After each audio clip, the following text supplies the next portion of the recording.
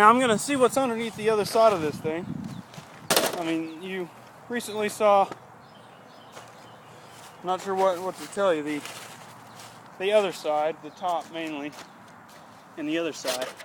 But we've got a few screws here. The screw that was holding it on there is no longer in the equation. So let's see if my recent technique works well with this. That was extremely effective. Yeah, it's a good technique. I'll start having to use that more often. Now I've got a big, huge plate of metal right here. Got a screw here, a few there. This won't be tricky.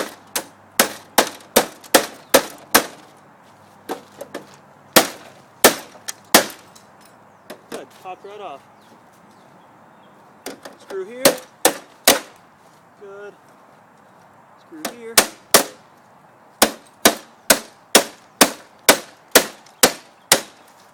Ah, that wasn't holding it on. Let's try this.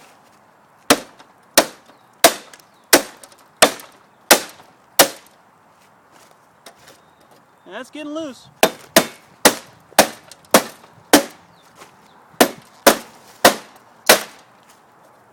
Yeah. Seems like it's coming out pretty well.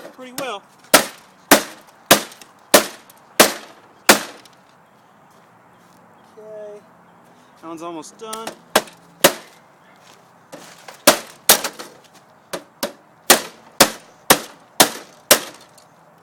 There we go. Huh. Seeming like it's pretty stubborn. Let's try to wedge it out of there.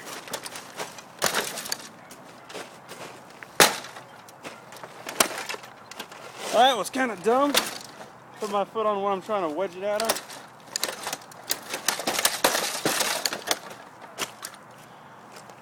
Whew. Oh, that one's a tough bugger. Let's try it from the other side, shall we?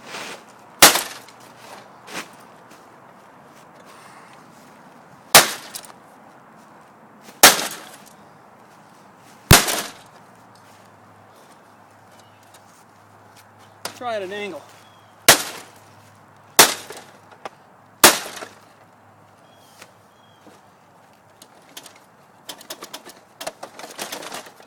They sure do know how to put these things together. Too bad they don't give you an instruction manual on how to take it apart. Maybe a few tips and tricks. That would help.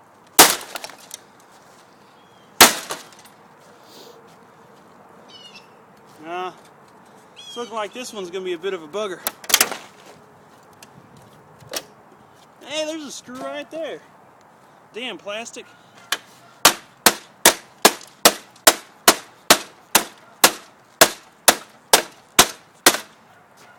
Now this is why you go at the proper angle.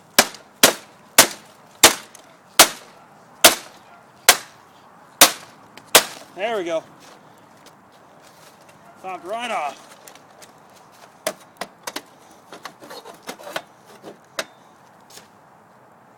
I can't honestly see where it's holding itself on. Let's try to get rid of that.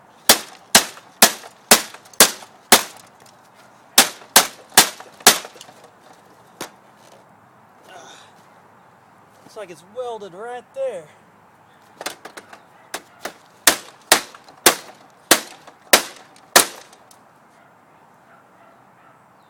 Yeah, seems like it's stuck fairly well right there. Try an application of force, shall we?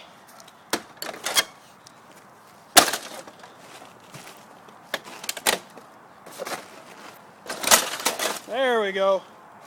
It's the proper application of force. It really solves some problems.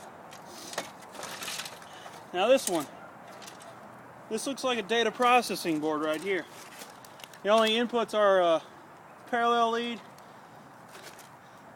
Hey! A VGA. And what used to be a network port, which seemed to have kind of come loose.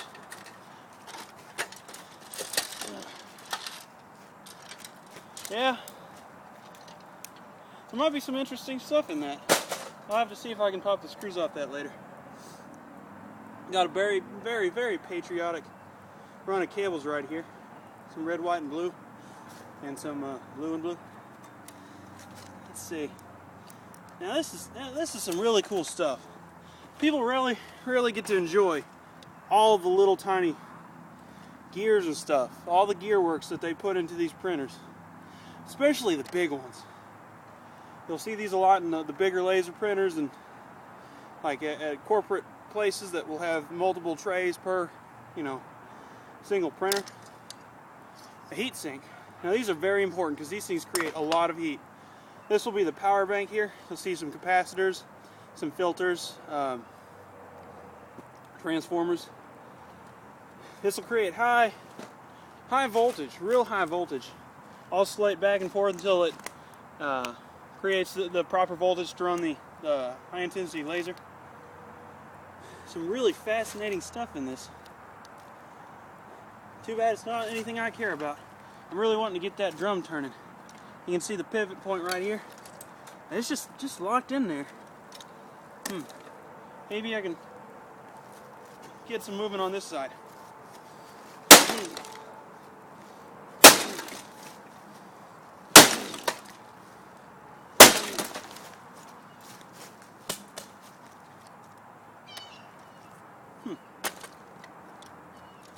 Yeah, looks like that gear is ate up a bit. See, that's improper gear meshing right there. These things are supposed to be right in on each other. This stuff doesn't even spin very fast. Ugh. Rather colorful. That's some definite toner leakage right there. Now kids, if you ever try to fix a laser printer, do not mess with the toner cartridge. That particulate matter would get in your lungs, never get out. So take it from your old Uncle Zenny. When taking apart a printer, do so with caution.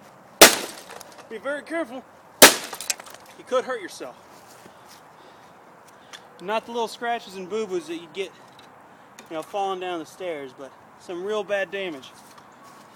Kind that doctors just can't fix.